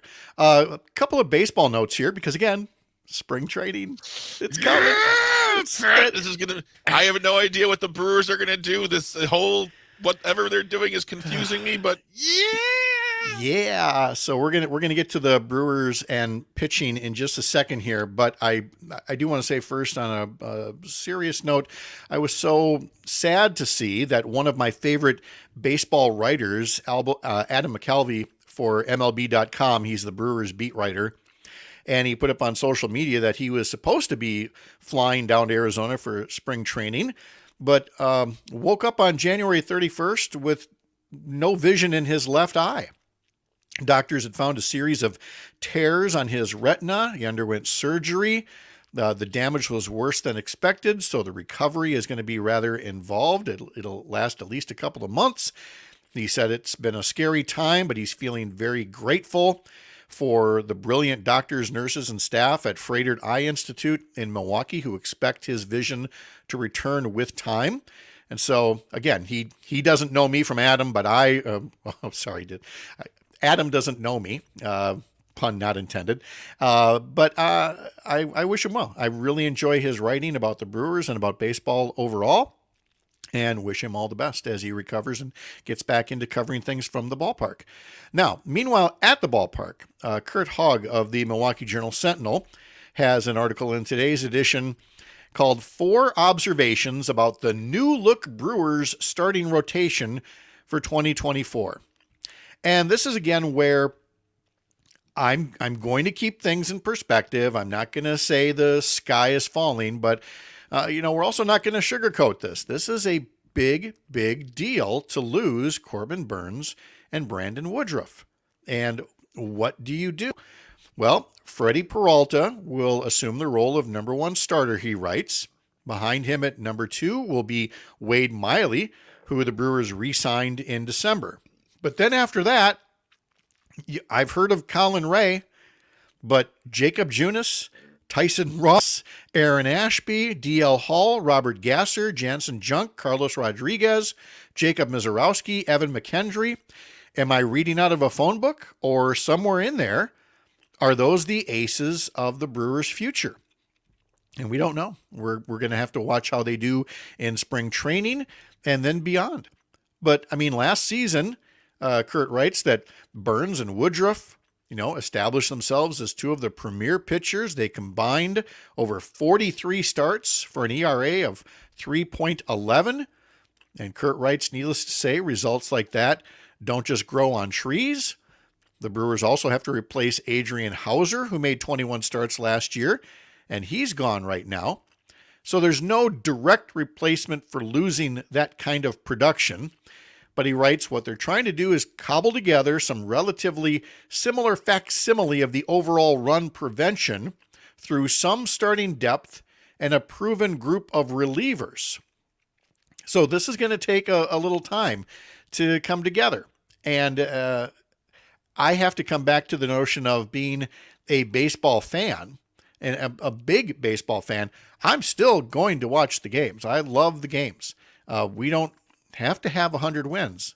It's always great when we do, but that is my sport of choice. So I'm not going to be down on this particular instance. Much like Jordan Love and the Packers, we are going to see how this all comes together and see if they've made some of the right moves or not. In our next segment, we're going to be talking to 2 school officials about it's referendum season. Some next week, some in April, and it's time for voters to once again be asked to go to the polls and decide on some referendums, but also on some school board races. And I won't have a lot of time to get into this right now, but wanted to note that the Appleton Post-Crescent has a note with the headline, Partisan Politics from Republicans and Democrats Enters the Neenah School Board Race. And to let people know that, yes, this has always been a growing and continuing trend. These are officially nonpartisan races for school board and all the other local nonpartisan offices. But some candidates do make their values quite well known, and that's not a bad thing. And it's not illegal for Republican or Democratic local parties to get involved in these races. They've known that for years. It's somewhat unseemly, but it has become increasingly common. And I think, speaking on behalf of many nonpartisan school board candidates, they hope that you'll look past any party activity, Democratic or Republican, and try to judge them as individuals based on the kind of campaign they're running. And do be sure to vote on April 2nd. Okay, we'll get to those school officials out of Cumberland and Menomonie coming up next. You're Up North.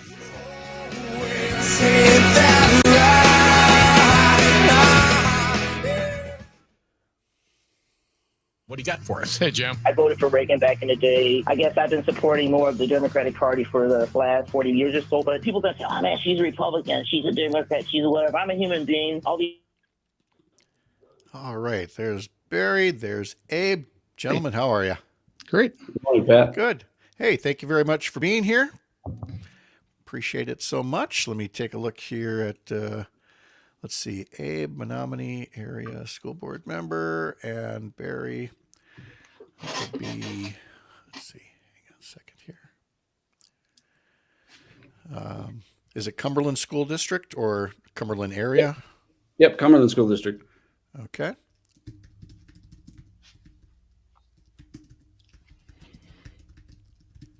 There we go. Okay. Let's see. I think it's Heather who may be joining us as well. We'll see if she chimes in here during this break. So I'm going to bring you guys each up full for a second here. Just look at the camera views. Yep, everything looks good. You both sound good. So what I'm going to do is I'm going to put the commercial slide back up here and put this up here. I'm going to bring the commercial audio back up. We're in a radio commercial break, but folks watching us on Facebook will still be able to hear you. So, you know, mind your language. And like I said, this break will be going on for another 3.5 minutes here, and then we will get things started. Okay. Yep. And I'm going to go get some more coffee. I'll be right back.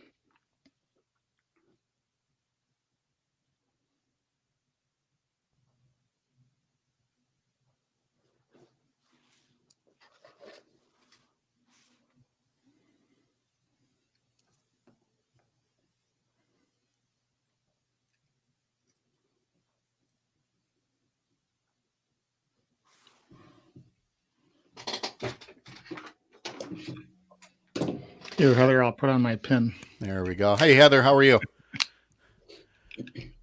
Are you muted? Yeah, you're muted. There. Sorry about There, that. I'm that's okay. great. Happy Valentine's Day. Good morning, everybody. Yeah. Hey, are you able to tilt your computer up a little bit? We're kind of cutting off your top of your head there. There we go. Okay. Groovy. All right. Yep. Barry and Abe are here. So we are good to go. We will be getting going here in about a minute and 15 seconds. And Heather, right before the break, I was talking about the NIA school district and the local political parties getting involved.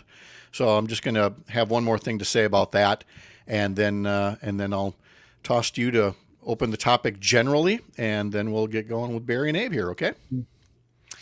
All right. Put the slide back up, and we'll get going in exactly 1 minute.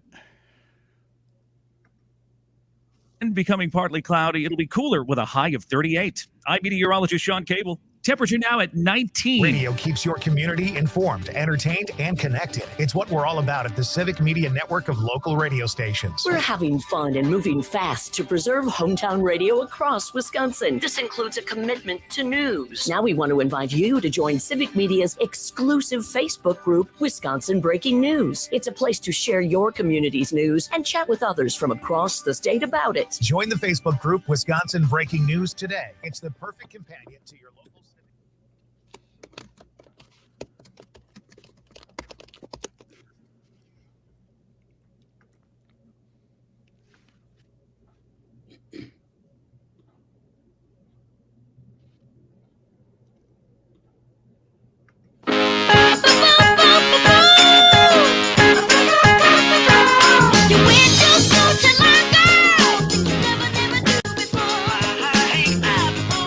Welcome back to Up North News Radio on this Wednesday, February 14th, and welcome to Homeroom, our weekly segment on public education in Wisconsin and giving it the support that it needs to be as strong as it possibly can.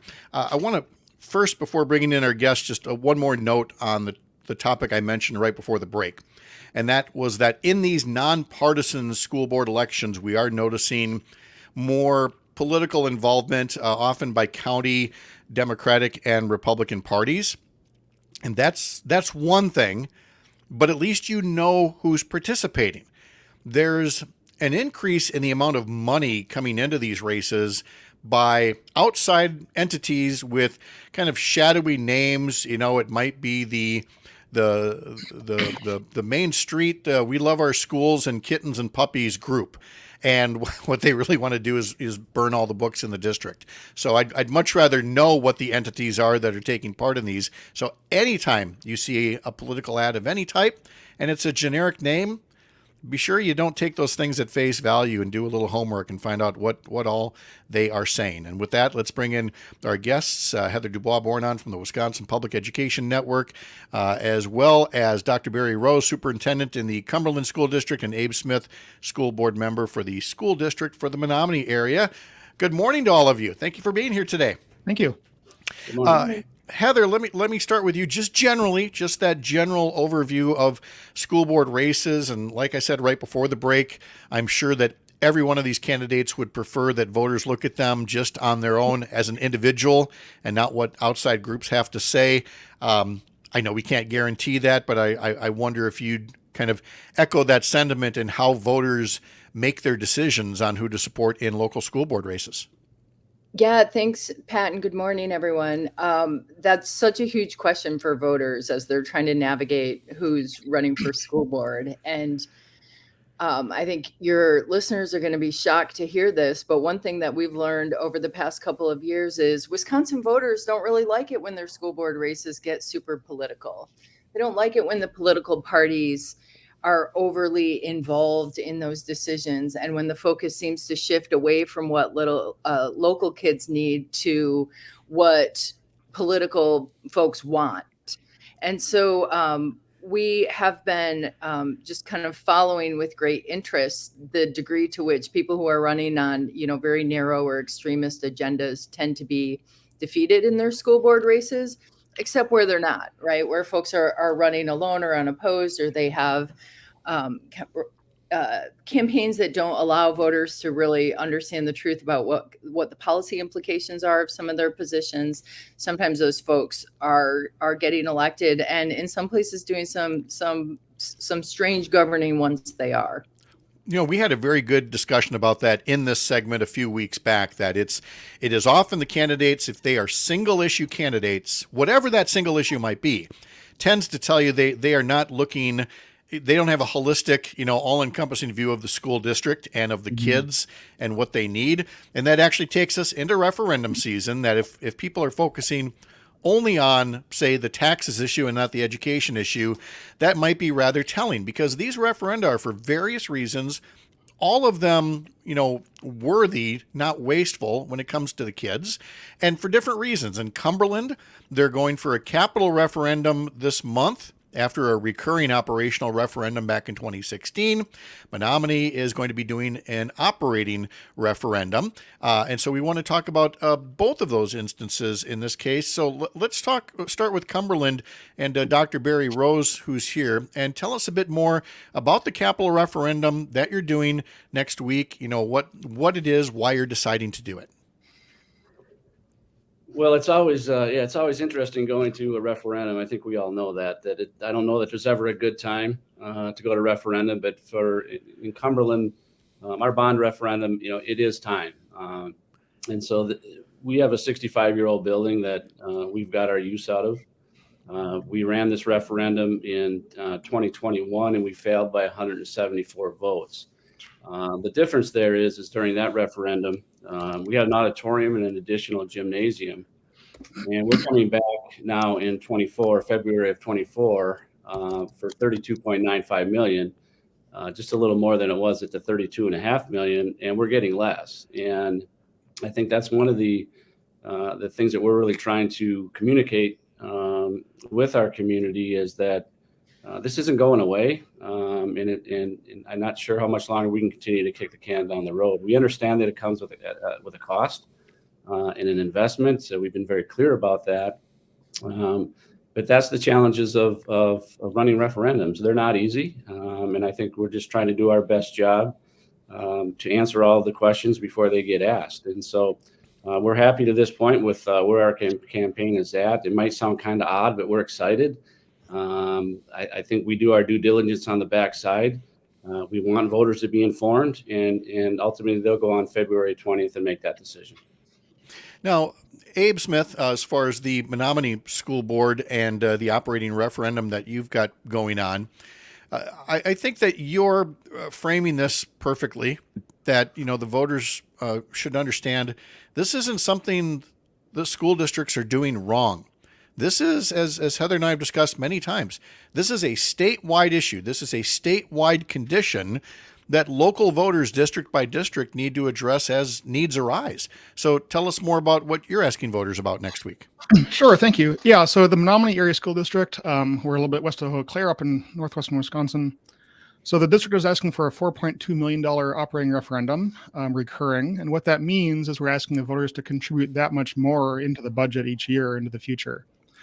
And this is quite a challenge to explain to voters because the district has a history of being extremely responsible with finances. Our superintendent has been really great at getting the most out of every dollar. And so a lot of voters are saying, well, if you're so good with money, why do you need this extra, this extra cash? But to explain that, across the state, so far, 82% of districts have gone to operating referendum. And it's likely that this year that'll go into the high 90s because we know that there's over, of the 421 districts in the state, there are over 90 that are already scheduled for operating referendum between February and April. And probably that total is going to go into the well over 100 by November. So in 2024, we're looking at a situation where almost every district in the state will be either asking for or already using an operating referendum. And that's entirely down to state budgetary decisions. There were decisions made going back, 20 years, but in particular the last two budget cycles, where the state chose to make certain choices about the state budget, and those choices put the funding burden onto the localities. And Heather, we have discussed this at length and have not been shy about saying why this is. Why is this a statewide issue? And it's because there is a legislature that's been under the same control for a dozen years. These are conscious choices to underfund these districts and force the school districts to look like bad guys going to the taxpayers. Yeah, Abe got it exactly right. I mean, people are shocked when we show them the Fiscal Bureau documents that prove that Wisconsin hasn't produced a budget for public schools that kept pace with inflation just since the last year's spending, since 2009, a point at which we were already seeing districts struggling with and tightening their belts after years of revenue limits that had imposed spending limits on them by the state. And so there's so much about how we do school funding that's wrong in the state, that's not aligned with student needs, but rather has to do with tax values and really increases the gaps across our districts. We've been advocating for reform in how Wisconsin funds its public schools for a long time. But now what we're seeing is the fiscal cliffs that so many districts were warning us they were coming up against is here.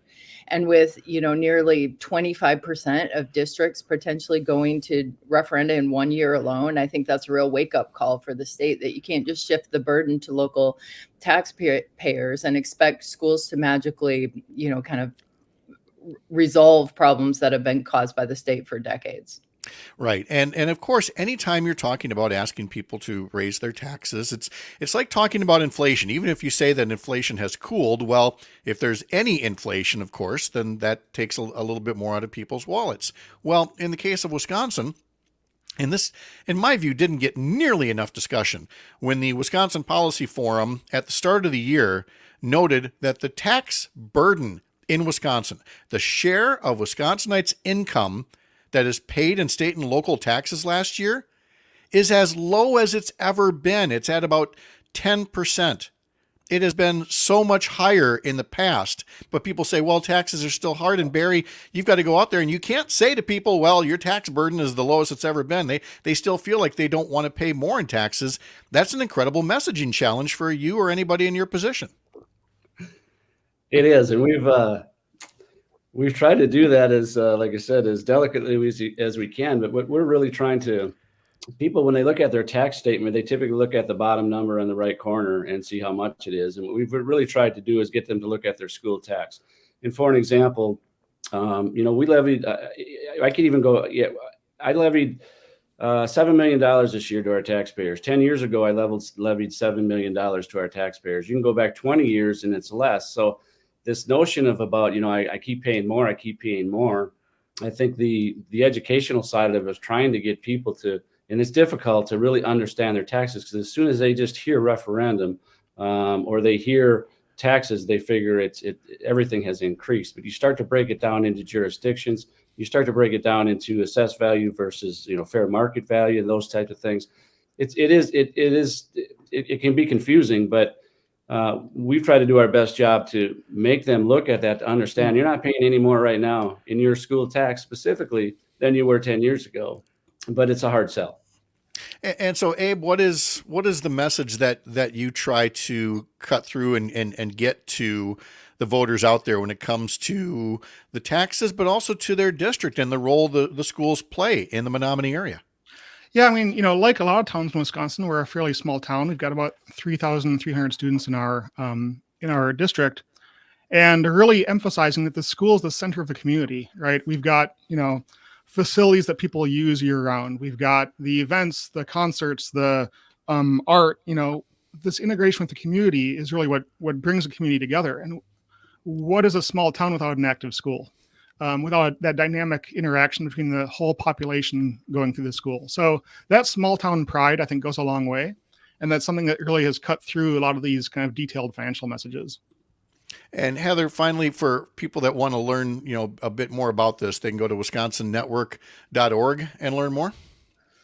Yeah, we're here to support folks who are trying to get the message across about what local kids need to voters and others in their community who are wondering how they can support strong, thriving public schools.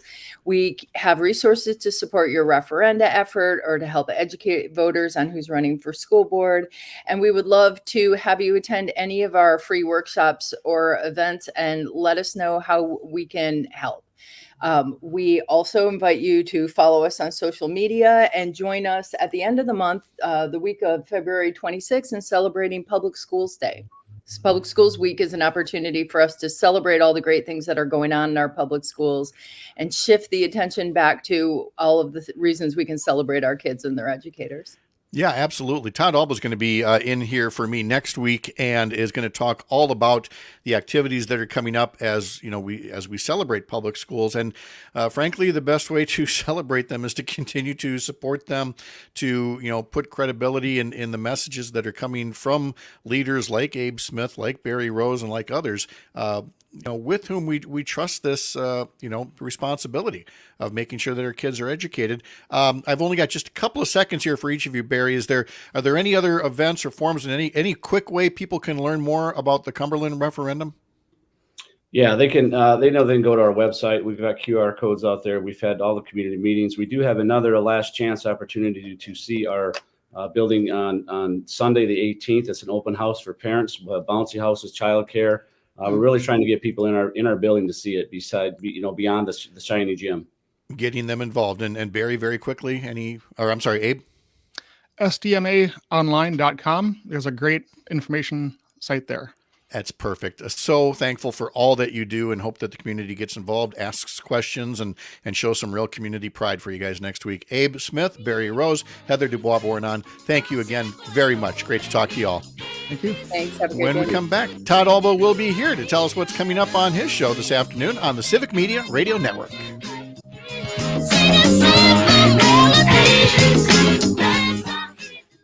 And there we go. We are set. Barry, Todd, thank you very, very much. I got Todd coming up next. Barry and Abe. There's Todd now. All right. Thank you, guys. Good luck. Have a great day. Thank you. Mr. Allbaugh, how are you? Mr. Kreitlow, I'm well. I'm here. I'm taking nourishment. So yeah. All right. Good deal. How about you? It's been a bit of a fire hose this week. Oh, geez. Well, I say it all the time. No good vacation goes unpunished. So, well, next week you'll be relaxing and chilling out. Yep. But until then, oh boy. Until then. Yep. Okay, let's see. Yep. Oh, and Greg, for what it's worth, my clock is still got that 5-second difference. It's really weird. But anyway, that's very odd. Like your computer clock, or what clock are you on? And the Codex one as well. Yeah. So that's weird. I know. All right, here we go.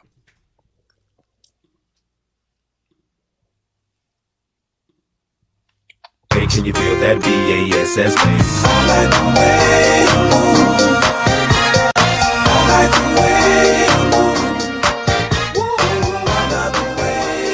It was on this day in 2004 that Outkast got the #1 song by bumping off a song from Outkast. Hey Ya had been the #1 song for 9 weeks, but then this one, The Way You Move, pushed through after being at #2 for 8 of those weeks. And I don't know that we've heard very much from Outkast since those. Andre put out a flute record. Just recently, yeah. He put out he got really big into like homemade flutes, like wooden flutes, and he put out a flute record. And some people were like, "This is awful," and some people were like, "This is genius." All right. Well, good. It's not exactly the other songs, but we get what we get on the radio. Okay. I'm not complaining. Who am I kidding? Yes, I am. Todd Allbaugh's here. Mr. Allbaugh, I know it's a couple days back here, but I wanted to chat with you about a couple of Super Bowl related things. First off, by the way, in honor of the dead, I broke up my Pop-Tarts this morning. I heard the brown sugar cinnamon. This one's my favorite, but I do agree with Kreitlow because this is why I have to lose 10 pounds. I also have my toaster strudel. Wow, the man loves his breakfast pastries. Oh, I do. Anyway, go on. I'm sorry. I do too. Super Bowl. Super Bowl. Let's do the political one first. When I saw that the independent group had run the old John F. Kennedy campaign ad from 1960, but put Robert Kennedy Jr. in there. Yeah, I was aghast. I'm looking at it going, "You've got to be kidding!" And I turned to Sherry and said, "His family is about to go crazy on him," and they did. They did right away. We're like, no. And he, quote unquote, apologized, but I believe he still has the ad pinned at the top of his Twitter account too. Well, it's never good news when a presidential candidate or as a supposed presidential candidate has to apologize to his own family for an ad that he ran. Look, I mean, this whole Robert Kennedy Jr. Campaign is a sham. It ain't going anywhere. He's a goofball. I mean, it comes out now. I'm not sure if you saw the reporting, but it comes out now. He was actually trying to get Trump to name him as his vice president, and even Donald Trump said, "No, Robert Kennedy Jr. is too much for me. It's too crazy for me. You're doing something wrong at that point." But again, a big time vaccine denier. But it takes me to another Super Bowl ad, which I saw again this morning on one of the news programs. Pfizer. I will grant you, it's weird for me to talk up a big pharmaceutical company. I have a lot of issues with big pharmaceutical companies, but I'm in this case very glad that Pfizer was going big, not just kind of trying to hide, but being right up there up front. I think a lot of it because of the Travis Kelce doing their ads, being mocked by Aaron Rodgers, and Pfizer going, "No, we're not standing down. We do good things." And so good on them. Yeah, no, I totally agree. And certainly Big Pharma has issues and has problems, but you also cannot deny, or I think it's hard to deny, that we would not have been as successful in creating and distributing vaccines as efficiently as well as we did, particularly under the Biden administration, had it not been for the depth of experience and know-how and ability of places like Pfizer to get that done. And I think it's great that Travis Kelce is stepping out and saying, "Hey, it's cool to be vaccinated." So vaccinated as he's teams shining his trophy. Right. So the vaccinated teams are one, and the unvaccinated nothing. Yeah. Aaron Rodgers not in the Super Bowl, Greg. No, not Probably in the still Super sitting Bowl. on his couch. Yep. And that's fine. However, ayahuasca ceremonies are going through the roof. Oh, So- yeah, absolutely. Yeah. So good on him. I am going, you know how sometimes you really hate something at first. We talked about this a week or two ago about Napoleon Dynamite, the movie. Oh, how the first yeah. time I saw it, I'm like, this is the dumbest thing ever. And then by the second time I was hooked. Yep. I'm wondering how I'm going to feel because when I saw the Dunkin' Donuts thing the first time during the game, I was like, this is so dumb. But there's No, plenty it's of not. other people that are loving on it that I'm like, I'm almost afraid to watch it again because I'm like, Well, this actually is really good. I kept my sister and I were live texting each other during the Super Bowl and commenting on ads, and she was like, "Oh my God, that's great." I'm like, "That was okay." I'm with you, Pat, but then I did go back and rewatch it. Here's the deal: dial this up on the old www internet. There is like 4 minutes of Ring the bell. outtakes. 4 minutes of outtakes that never got played of Matt Damon and Ben Affleck, particularly of Affleck, that are hilarious. And Matt Damon was on Colbert last night. I watched it, talking about it. And the line at the end of that commercial, for those who've seen it, where Matt Damon says to Affleck, he goes, "You know, when I told you that I'd do anything for you, this is anything." That wasn't in the script. Affleck actually said that to him at the end of filming, and they kept it in there. And as far as I'm concerned, Damon is the one that saved that ad. I thought he was on fire. And that's actually, you put your finger right on it. It's not about going back and watching the commercial. I saw that note about the 4.5 minutes of outtakes. That's the one where I'm like, I'm going to click on this and I'm going to fall in love with it, aren't I? And I don't want to fall in love with something involving Ben Affleck and J-Lo and Tom Brady. National treasure. Also, we're gonna he's agree to amazing. disagree. I agree. How do you like I them agree. donuts? I'm so sorry. No, I agree on all those people, though. That Affleck is the one that I've always had a lot of respect for as an actor and just as a cool person. He has this great, they never talk about it, but he has this great organization called water.org that he's put a lot of money into of providing clean water wells all around the world. And he's put a lot of his own money into that. Yeah. Really quick though, Napoleon Dynamite, and I know she's listening because she listens in on the drive-in, but Jane Matnair hates that movie. Really? I almost walked out of the studio. I'm like, I have standards, okay? It's a genius movie. It's a pure treasure. Tell you what, we were with our daughters last weekend, and tater tots were part of one of the orders. You know, at dinner. Yes, of course. We're like, give me some of your tots. No. Not that. Our girls were teenagers at the time, and so they're like, "Oh, Dad, you got to watch it again." And yeah, by the second or third time, I'm quoting the lines. But I've done that with several movies that they, you know, the most recent one was Step Brothers, Will Ferrell and John C. Reilly, right? I went forever without seeing it, and I'd miss out on the references. And now, of course, all the time I'm pointing at something last weekend going, "Oh, look, there's room for activities." And they're like, "Yeah, Dad, welcome, 20 years too late." But that's Dad with pop culture. Todd, did you only got a couple seconds left? The game itself, I thought started really slow, but actually was quite exciting. One of the best Super Bowls I've seen. By the end, I totally agree. Only the second time ever overtime the Super Bowl. I was happy the Chiefs won. I predicted that along with Brady Ewing. So it was a conspiracy. Yeah, of course. So yeah, it was fantastic. A win for the deep state. Did you say conspiracy? Todd's back. Todd's back at noon. I'm back at 6 a.m. tomorrow. Greg's back next with Matt Nair on air. Have a wonderful Wednesday. Happy Valentine's Day. We'll see you tomorrow. Happy Valentine's.